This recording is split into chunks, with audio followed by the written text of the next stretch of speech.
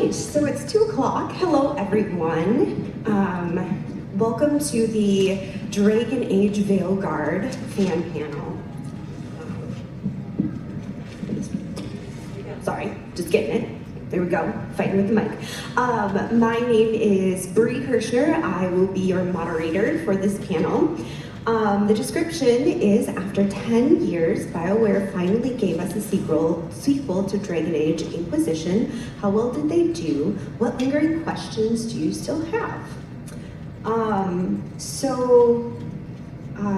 Let's start off with introductions and say your name, say a little bit about yourself, and the one thing that you just really loved from the game, like above everything.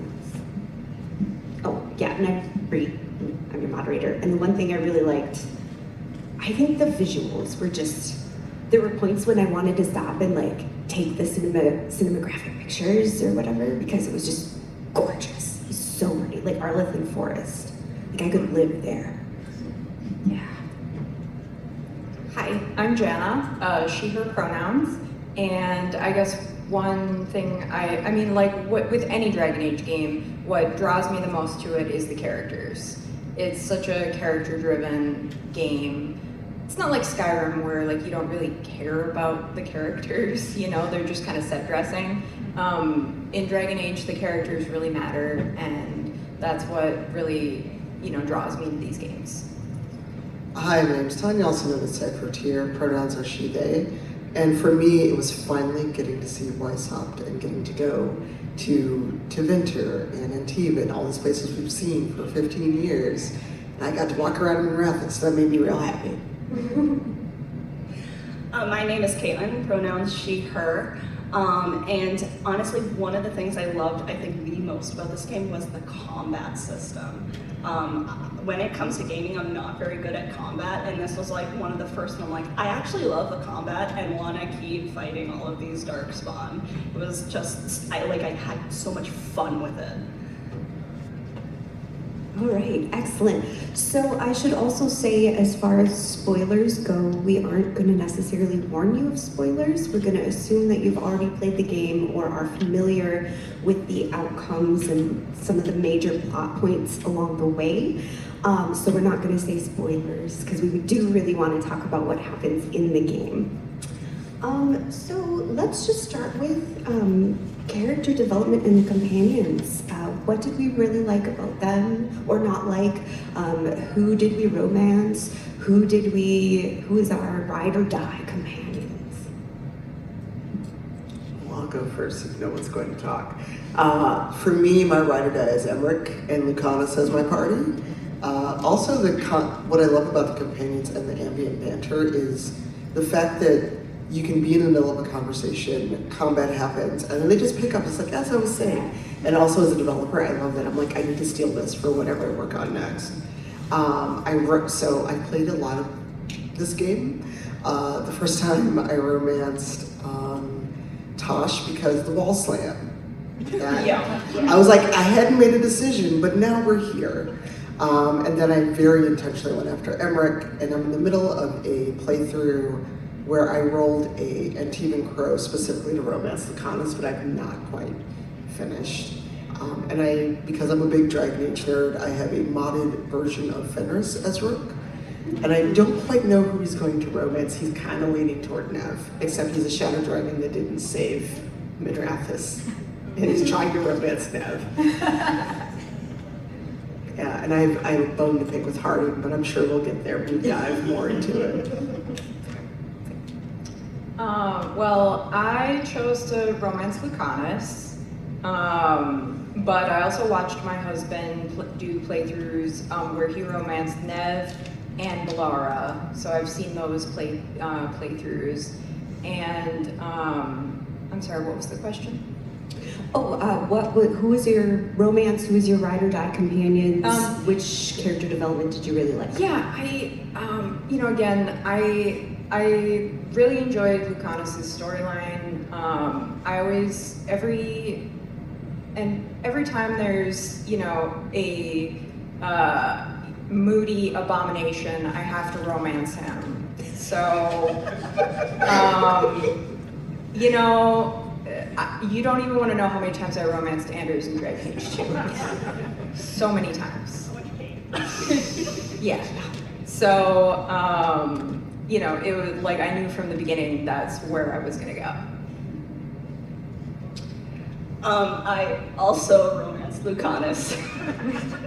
The second I saw those wings, I knew it was coming. But I agree with what you said about Lucanus' story. It's just, it's so, my heart is just like, I want it. But I also love Belara. I want to be like best friends with her so bad. She's like everything, and I'm like, that's exactly how I act. Yep, I also am writing fan fiction, essentially. I also just really love Tasha's story. And Davrin too. Like it's, I mean, part of that might be because there's a song there, but I just really love his whole different perspective of what we see Dalish elves doing. So I thought that was really interesting too.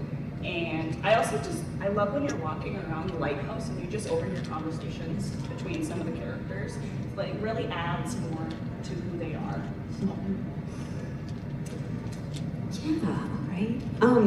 And I know I'm the moderator, but I also didn't know I was a moderator. They told me, so I thought I was on the panel, so I prepared. My first run through, I romanced Harding because she was like a little cinnamon roll to me. I just was like, God, you're so sweet and adorable. And I know that might be a controversial opinion. And then the second time I romanced Emmerich because the little goth girl in me was just like, yeah, death, necromancy, I love it. But I really was surprised with how complicated the characters were, and like the issues and the trauma that each one of them dealt with were so realistic. I mean, you know, as realistic as you can be when you're in a world with magic and dragons, but like very, like I felt such compassion for them in so many ways. I mean, you have a necromancer who's terrified of death, you know, and Belara is dealing with her brother being dead and then coming back and being in basically a cult. And, you know, Harding dealing with figuring out who she is and her identity. And like, there wasn't a single character that I didn't relate to in some way or another. And I have yet to find another video game like that, where there was a character that I'm just kind of like, meh. And I think that's one of the things that really made me fall in love with the game. So let's get into one of the trickier discussions, the Minrathous versus Treviso decision, because that is a tough one. So just to kind of if you haven't played it for a while, kind of summarize, you get to a point where two of the blighted dragons of Gillinane are attacking, one is attacking Minrathous, which is the capital city. The mages have their setup there. And then you have another dragon attacking Treviso, which is much smaller, but does not have any kind of an army or any kind of defenses. And so you had like the humanitarian issue, and then you had the, capital city plus the Venatori in Minrathous potentially taking over. So just kind of to refresh. So how did you address that choice in your playthroughs? So the first time I watched my husband play, he saved Minrathous. And what happened to Treviso was so horrible, and I knew I was going to romance Lucanus, and you have to save Treviso to romance Lucanus. Now, with Nev, you can romance her if you don't save Minrathous, it's just harder. But with Lucanus, he's like, hard stop, you have to save Treviso. So that's the route I took. And they're both terrible, but like I think Minrathous is better prepared, and like having seen the end game of, you know, what what happens. I mean, what happens to Minrathous anyway. Like, I think saving Treviso is better on a humanitarian level. My first playthrough, with the caveat of I got to go to the preview event for Veilguard, and so I kind of knew what would happen either way. And at the preview event, I saved Minrathous. So when the game was finally out and I got to play it, I went with Treviso because to me the game kind of pushed the Treviso's defenseless. They don't have mages, there's no army. Also, Lucanus was there. So I went with that because it just felt narratively like I was kind of being nudged towards saving Treviso. And then, as much as I like Nev, she got on my last nerve complaining every step of the way about how I don't care, you really showed up for me. And it's like, look, lady, y'all got a whole bunch of mages and magic. What does Treviso have? And I like Nev. I do like the character a lot. But I felt like in making a choice that the game kind of nudged me toward, that I was being verbally punished by Nev the rest of the game for making that choice. So my second playthrough, when I made a different character, I made a Morn Watcher, I went for saving Minrathous. Because I knew I wasn't going to romance Lucanus, so I was like, okay, let's see what happens when I make the opposite choice. And I think I'm going to voice a lot of the same things that you all said, in that I also saved Treviso. The fact that I was romancing Lucanus did play a part in it as well. But also I just felt that Minrathous was better prepared, and they could rebuild much better and easier after everything. And I'm like, I just felt with Treviso being just so much smaller, the decision wasn't actually that hard for me.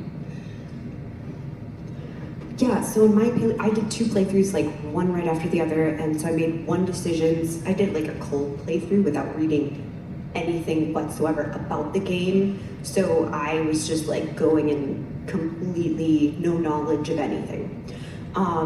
And so the first time I saved Minrathous because I rationalized, this is a capital city, there's probably more people.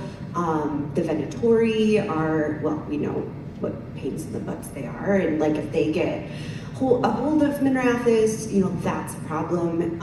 But I was concerned about Treviso in the respect that, the blight being an issue. We'll take questions towards the end. So yeah. So we were concerned, so I was concerned about that. And I was really devastated when I visited Treviso afterwards because like it was gory and awful. And I was like, I think I made a really bad decision here. So the second time around, I did pick Treviso, and there's definitely less carnage, but it was also really hard seeing the shadow dragons just completely like devastated. It kind of felt like there wasn't a good choice. Like there wasn't, like it was a hard decision to make. Yeah. Okay. So I'm trying to think which question we should do next. How do you feel about this game in the sequence of, since this is the 4th Dragon Age, how do you feel, not necessarily in comparison, but in like the collection of Dragon Age games? How do you feel like it relates to the first 3? What aspects about it did you like that they pulled from the previous Dragon Age games? Like for example, for me, I love that they brought back the Blight. Like that, I was so excited for that, right? Okay. What do y'all think? So I guess one thing I like is that they brought back the Inquisitor, which I never really had like a headcanon Inquisitor, because I don't know. I guess I wasn't as attached to Inquisition as I was to Dragon Age 2. So I just made up another twink elf to be my who romance Dorian, it was just kind of cool to see him, you know, in relation to this game. One thing I wish the game had done more of, though, was to pull from decisions that we made in the previous games, you know, other than what happened to Solus or did we romance Solus. Like, my husband's playthrough, like, he put that his Inquisitor romanced Sarah, and there was, like, no mention of Sarah. Like, no mention, the Inquisitor didn't mention her romance at all. And then he did a playthrough where the Inquisitor romanced Solus, and that obviously is a much bigger decision in the context of this game. So, I would have liked to have seen more, you know, like what happened to Hawk, you know, if Hawk made it out of, you know, out of what happened in Inquisition, you know, he was supposed to have gone to Weishaupt. Well, was he at Weishaupt when things went down? You know, we don't know, because that was, you know, 10 years in the interim. So, you know, there's stuff that I would have liked better resolved, and I think a lot of those threads are just going to be hanging the longer the series goes. You know, we're never going to get real resolution on a lot of that stuff. Like Morgan's old godchild was never mentioned, and it's like, you know, she shows up and it's like, where's your kid? I know your kid's like 20 now, but like, where is he? So yeah. For me, also the caveat that I am a game developer, and I do know some people that worked on this game, so please keep this in mind as I answer this. For me, what I loved about it is that it does tie up things that we started to see in Dragon Age 2 with the Red Lyrium and other things. If you played Inquisition and learned a lot about Corypheus and then learned about the Venatori, it does kind of tie some of those things up. And, you know, I'm a massive Warden fan. I've got a Warden tattoo. So learning those things about the Wardens and seeing Weishaupt destroyed was one of those things where it hurt, but it also was like, well, that's the end of the Wardens. I guess that's all we're getting. And the assumption is you start to rebuild after everything has happened. Because I feel like a lot of things that we didn't get to get are simply a matter of scope, because making games is very expensive and time consuming. And the fact that it took us a literal decade between games means there was a lot going on that we are never going to be privy to.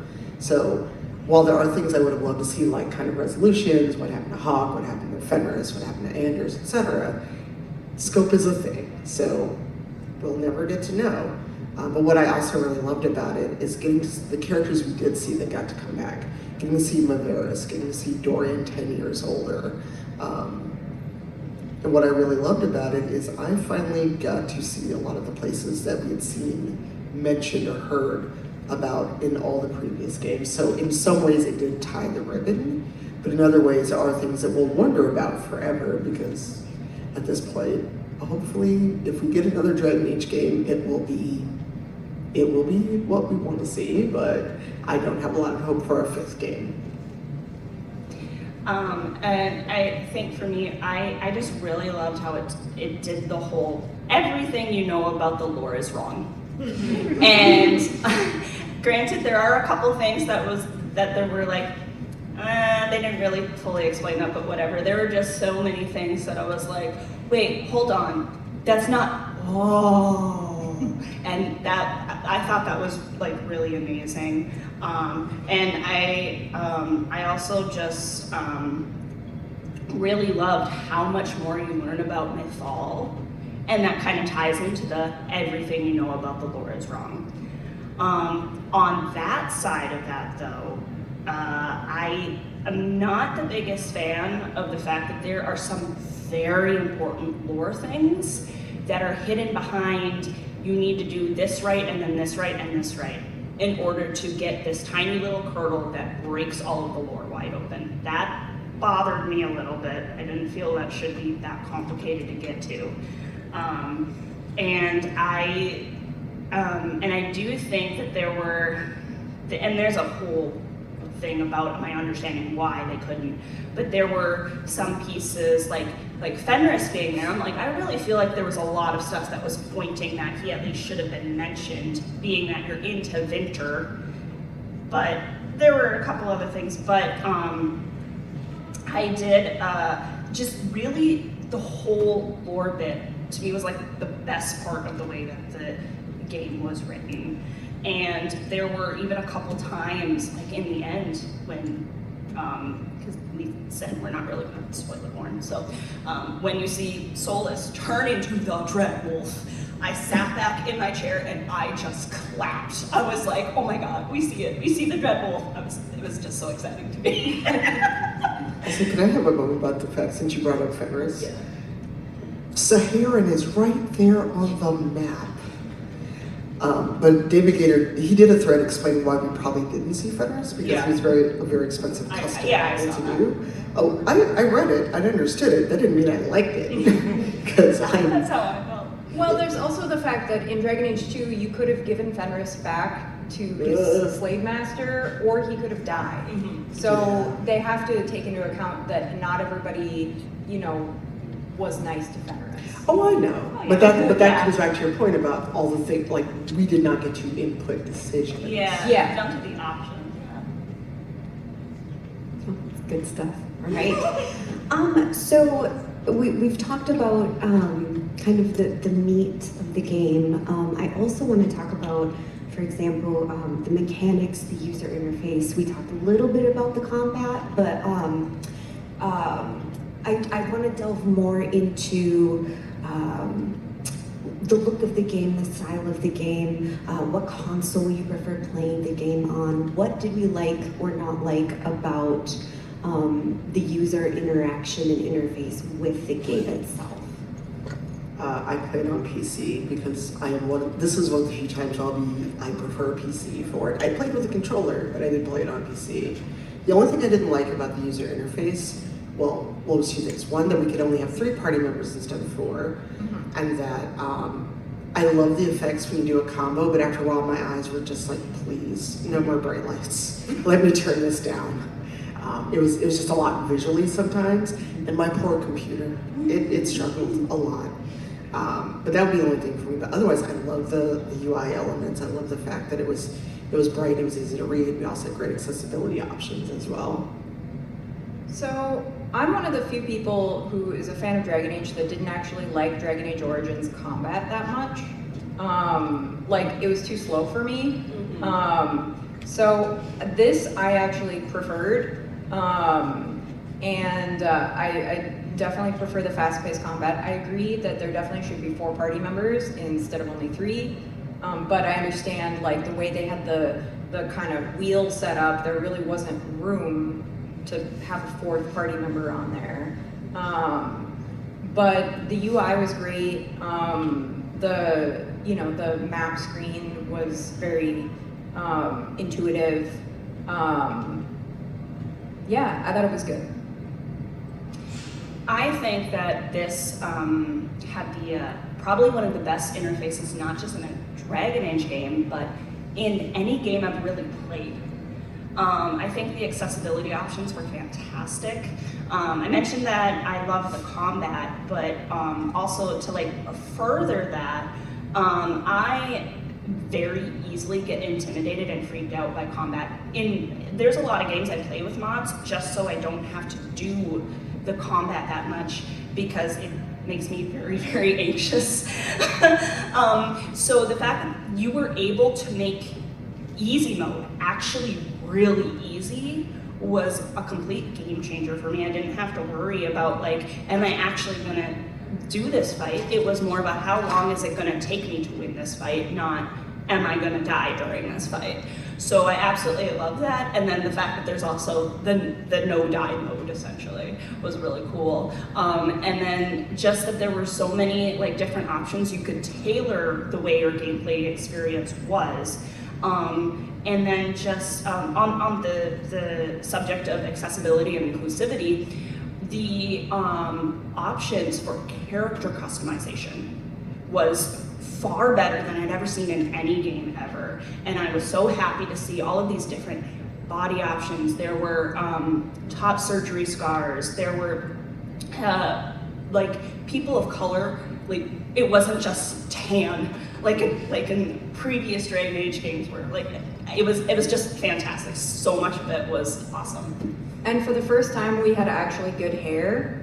Yes. Like previous games, you know, we would say, oh, it's Bioware hair. Yeah.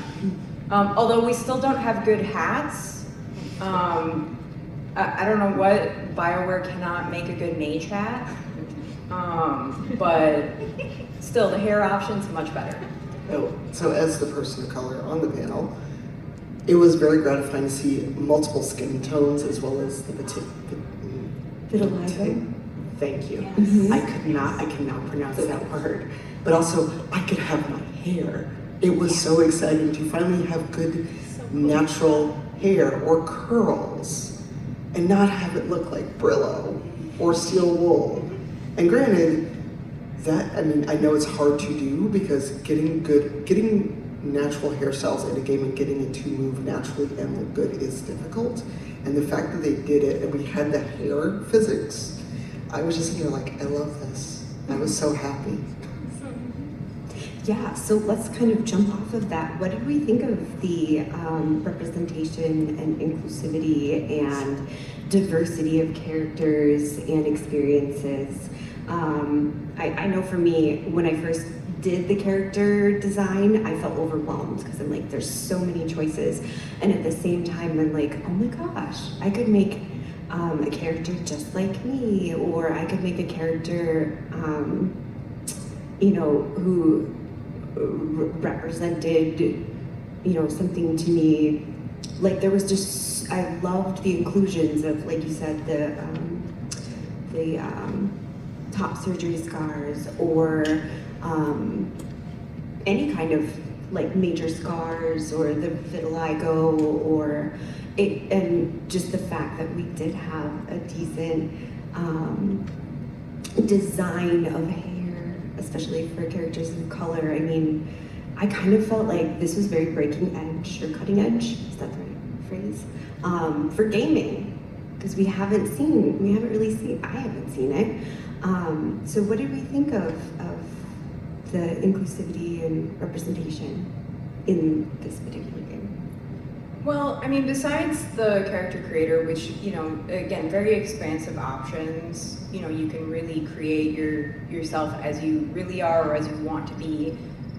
Also in the characters in general, you know, we had a non-binary character. And we actually saw them, you know, realize they were non-binary and how they relate to their mother and everything, and that was awesome. And I know a lot of the trolls didn't like that. Well, excuse me, have you played a Dragon Age game?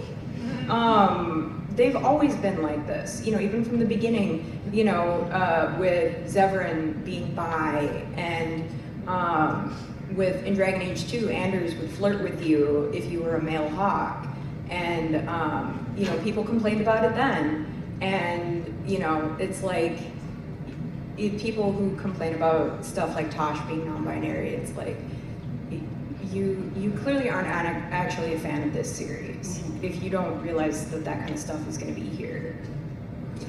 Nobody hates their fandom more than the fans, as we say in Star Trek and Star Wars fandoms. Doctor Who too. I mean, accurate. I enjoyed the inclusivity of the fact that we finally had a dark-skinned black elf. We had Balara, who was obviously not white. I mean, we had that with Fenris in DA too. But the fact that everyone kind of had their own thing, we finally get to see on TiVo, we finally get to see places where everyone is not white, was great. I do have a bone to pick with Davern. Fight me if you want, I do not care. Because Bioware, as much as I love the folks there, they cannot write a non-stereotypical black dude to save their life.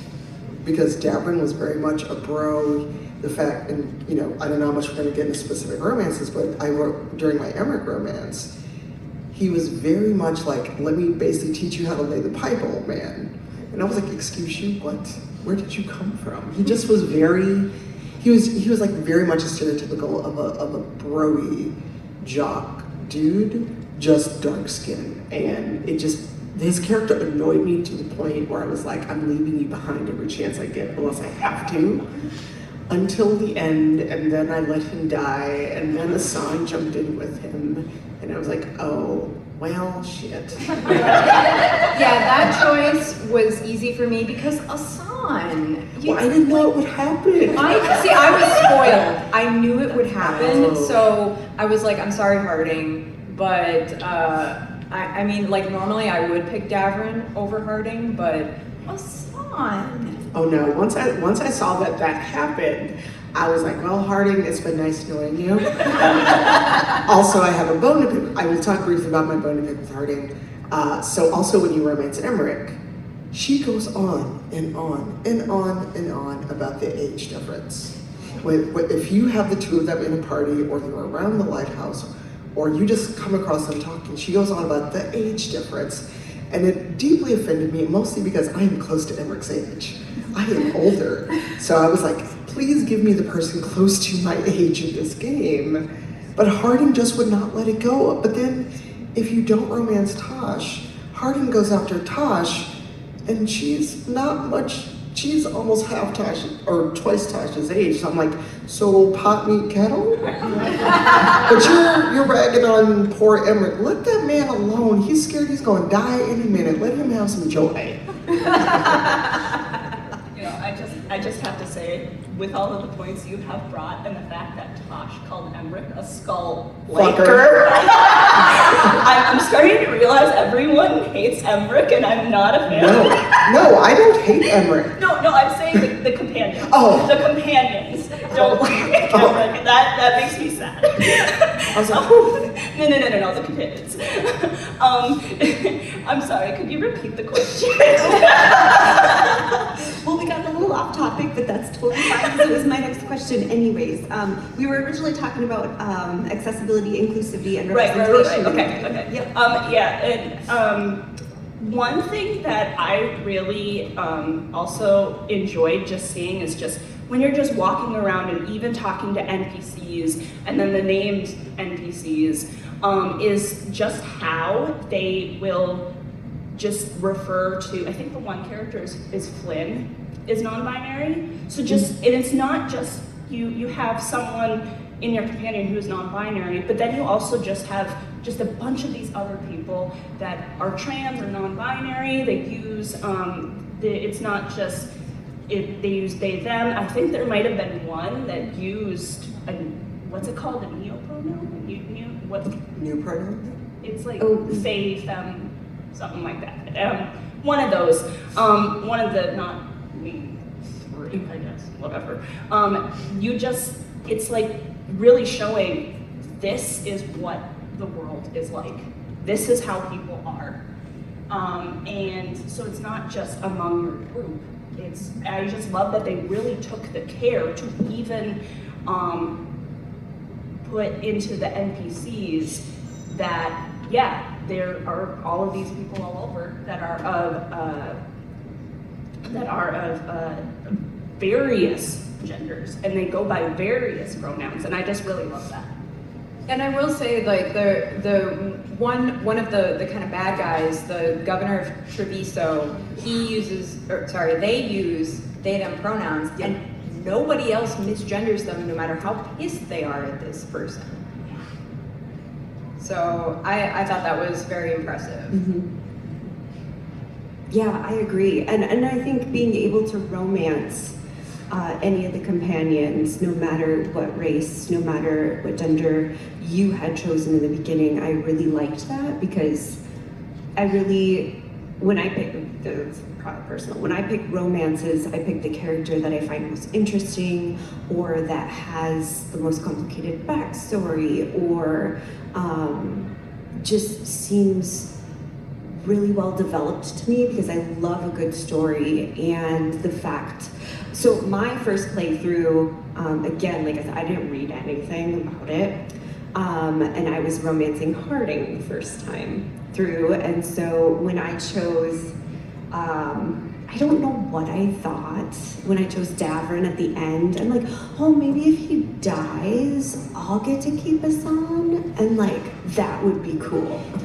And as you know, that's not what happens. And I was so horrified. I just like sat and stared at the game for like 5 minutes and turned it off. Like, I had to come back like 3 days later when I was finally calm enough. to face the fact that a tavern jumped into the lava pit and his son died right in after him, and that was it. So yeah, that was. I did not make that decision again. So the next question that I have, we did talk about a little bit about the side characters and how well developed they are and how they seem to have very interesting stories themselves. Like, what side characters did we really like or really want to interact with? Or like, for me, it was Manfred. Like, I loved Manfred, and that was a decision that every single time, like, I wanted to turn Emmerich into a lich because I'm like, that's so cool, be a lich. But then that meant having to let Manfred go, and I just couldn't do it. I just couldn't do it. It's Manfred. He's so like precious. So I also liked Antoine and Evka's relationship too. I thought they were fantastic. Adorable. They are. Mm-hmm. So what did we think of the side characters? Which ones did we like? Which ones did we kind of ignore? What do we think? Well, one character that I was really excited that we got to meet was Maevaris, because I had, seen her in some of the other media, in the comics, in the novels, so I was really cool we got to meet her. I still sided with Dorian because, I'm sorry, Dorian, he's just, yeah, he's Dorian. So, sorry, Maevaris. You were fascinating, but I'm on Dorian's side. Especially, I'm sorry, but after the last election here, like, when it came to that decision, I was like, no, we're not playing nice anymore. We're going with Dorian's. We're going with Dorian's plan. So, yeah, Maevaris was a highlight for me. For me, it's Tarquin and Asher, because one, Tarquin is like the side character that I'm going to eventually write some fanfic about, because he's just, A, he's fascinating, B, he's the grumpy asshole that I like, so he reminded me a lot of Fenris. But also, Asher, hopefully this is not a massive spoiler for people, but Asher's the Divine, in case you didn't know that.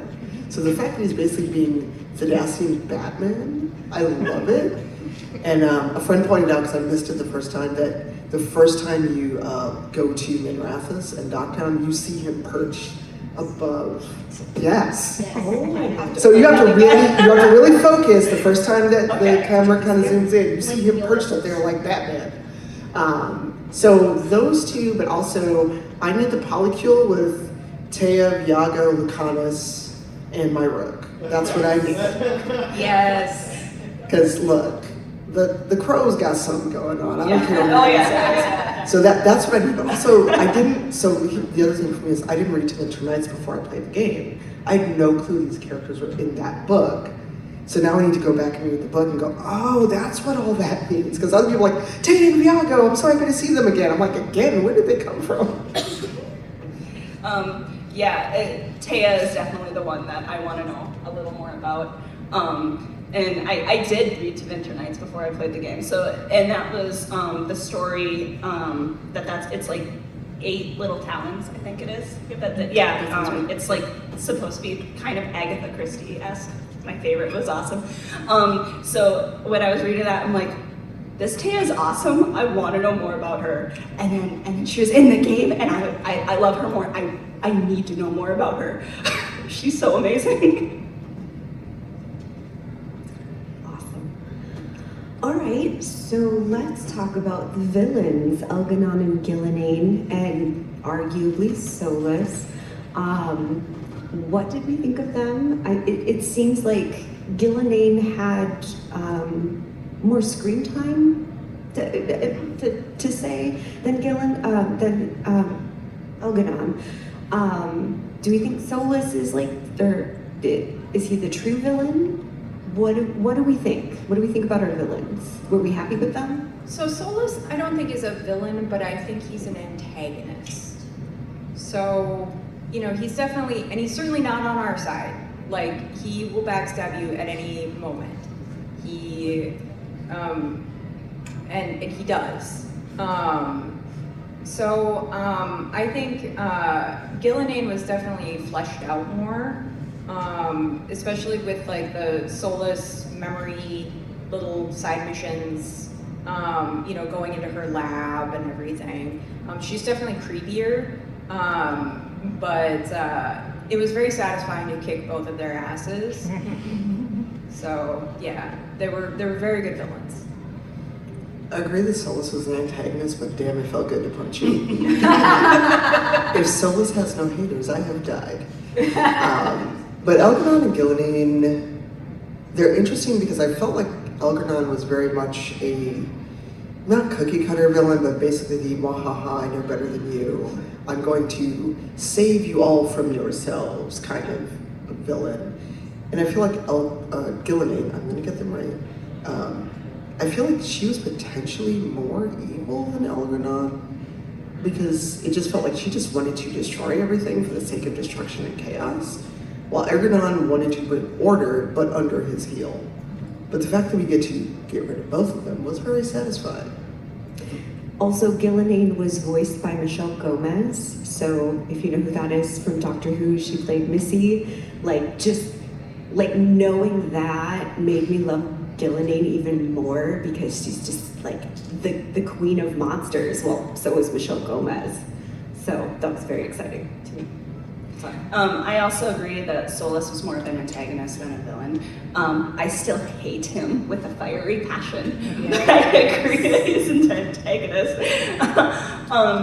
And I also think that Algernon he was a little more cookie cutter. And Gillinane just, it was so satisfying when I killed her. And in my opinion, that was the hardest fight in the whole game. Even harder than the undead dragon?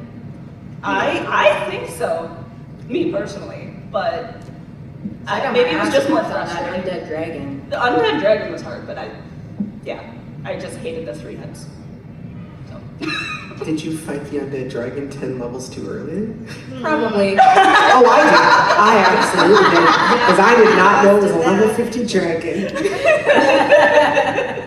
Yeah, I was like following the quest and I'm like, oh my gosh, what's in this room? And like, whoa, I was not prepared. And I think the first time, I don't know if I totally died. And then I was like, I think I bit off more than I could chew and I ran away. So I was like, wow, this is a scary dragon. I would have loved more dragons because that's just a me personal thing. But it's dragon. Yeah, it's dragon of all the dragons of every kind.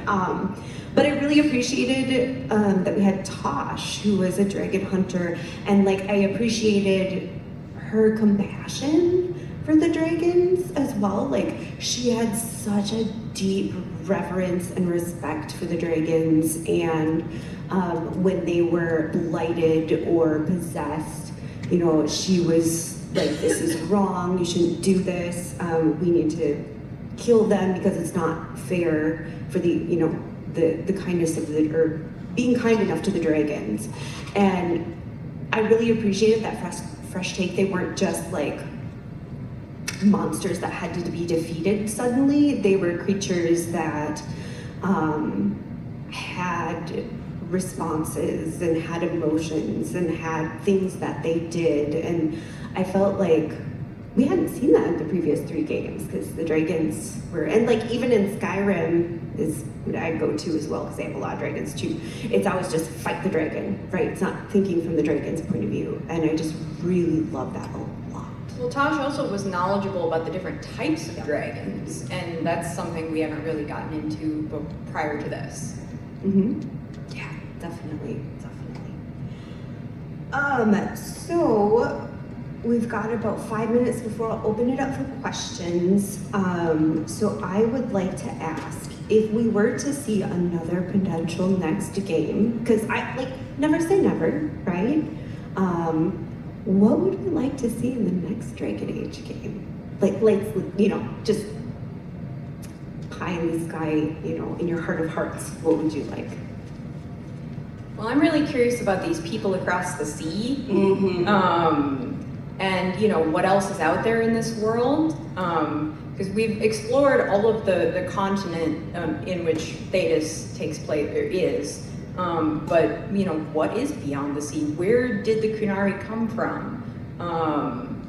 That is, you know, those lingering questions. I would definitely like to see, you know, where that goes. Especially, you know, the very end, the little kind of teaser.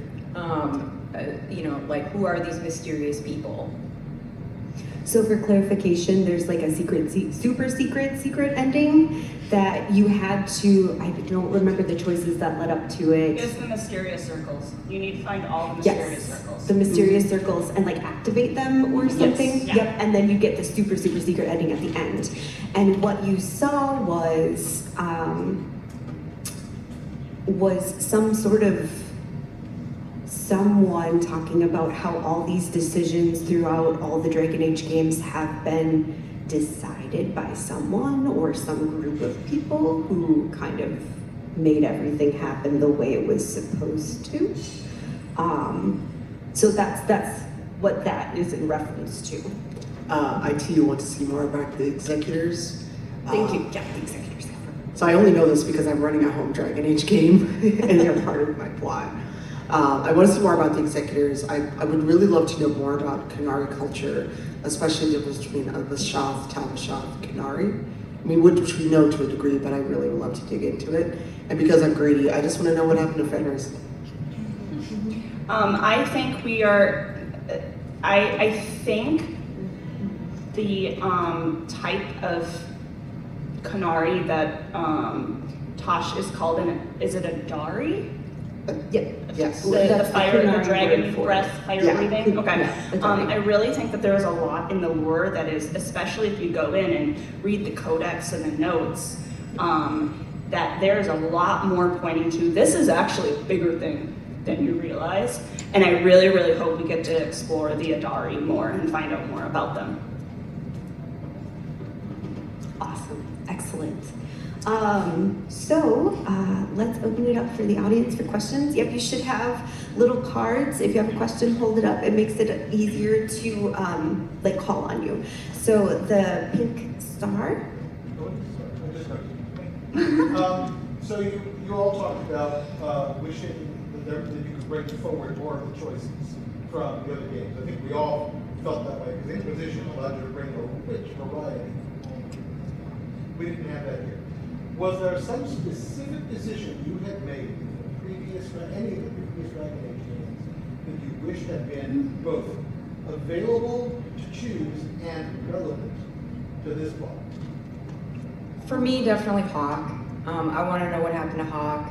I'm very attached to Dragon Age 2. It's one of my favorite games ever, and I know it gets a lot of hate, but I loved it, and I'm very attached to Hawk, and you know, to a lesser extent, you know, what happened to Anders, because, you know, I'm assuming Anders, you know, went deep underground, and I mean, because I did not stab him in the back, and you know, he and Hawk are probably, you know, still fighting the good fight for mages, but, you know, after Inquisition, it's like, you know, what happened?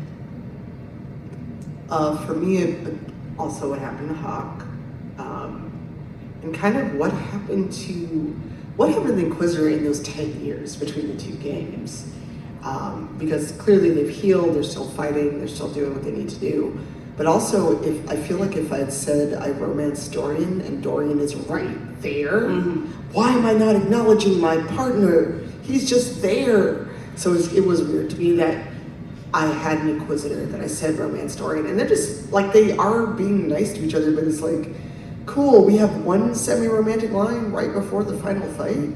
And also, where is Morrigan's son? Because Morrigan shows up, where's your kid? You just kind of left him somewhere in fate, I don't know. I mean, he is 20 now, so he could be out doing young man things. He could, but it'd be nice to know. Hopping Illuvians. Yeah. Yeah, like. Well, and that was, the old god baby was such a big deal in Origins. And now he's not there, You're telling me that's not going to have an effect? Okay.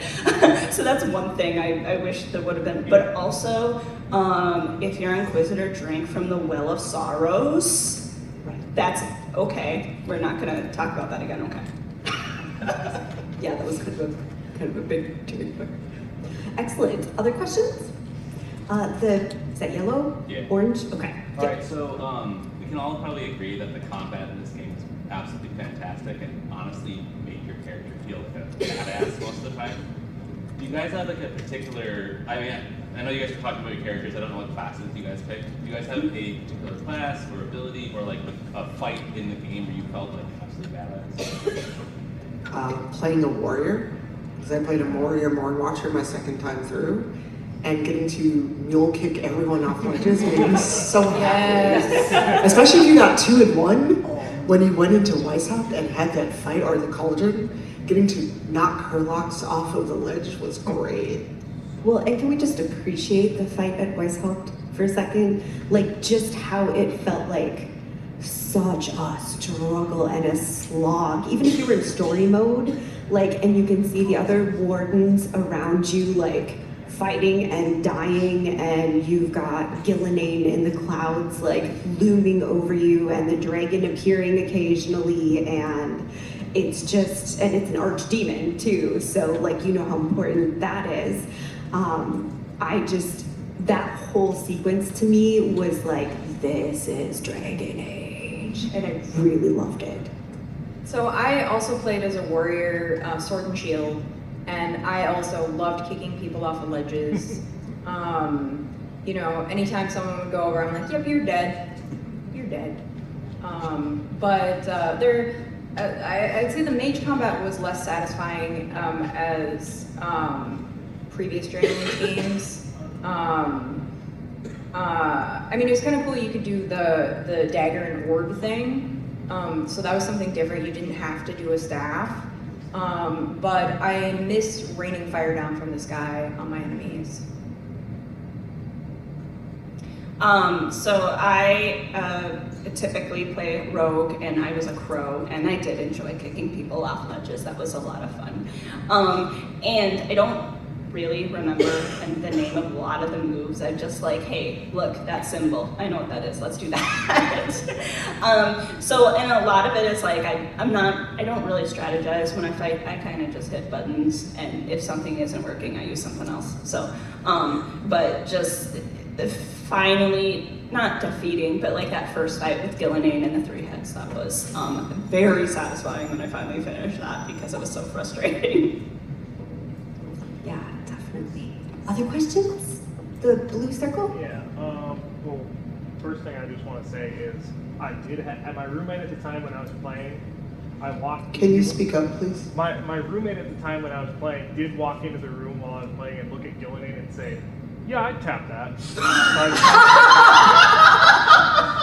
But also, the actual thing I wanted to talk about was, whenever people ask about future games, they always bring up these mega blockbusters, and I was wondering, do you think Dragon Age would work better as a franchise if they started focusing more on smaller areas, like just an Orzammar game where you're taking back the Deep Roads, or like just an elf game where you're like trying to survive human bureaucracy or something, and so you're not like grand world destroying things, it's just smaller scale. I think that would be interesting to do something, I mean, because like Dragon Age 2 was kind of on a smaller scale. It was, you know, focused on a city rather than a whole country or continent or part of a continent. So it would be nice to kind of go back there. In theory, yes. In practice, probably no, because as we know, some might go, well, this game is all about dwarves. I care about elves. Where's the part about the elves? So in theory, it could be great. However, we all know that fans are never satisfied and gamers are never satisfied. So also, it's going to be really hard to justify a 100-hour game focusing just on Orzammar unless you do a lot of work. So while I would love that as a lore nerd, I don't think it would work. And it's also just very subjective, because what you want out of a game may not be what any of us want out of a game. So I could say, yeah, I think it's a great idea, but that doesn't mean anyone at EA or Bioware would agree.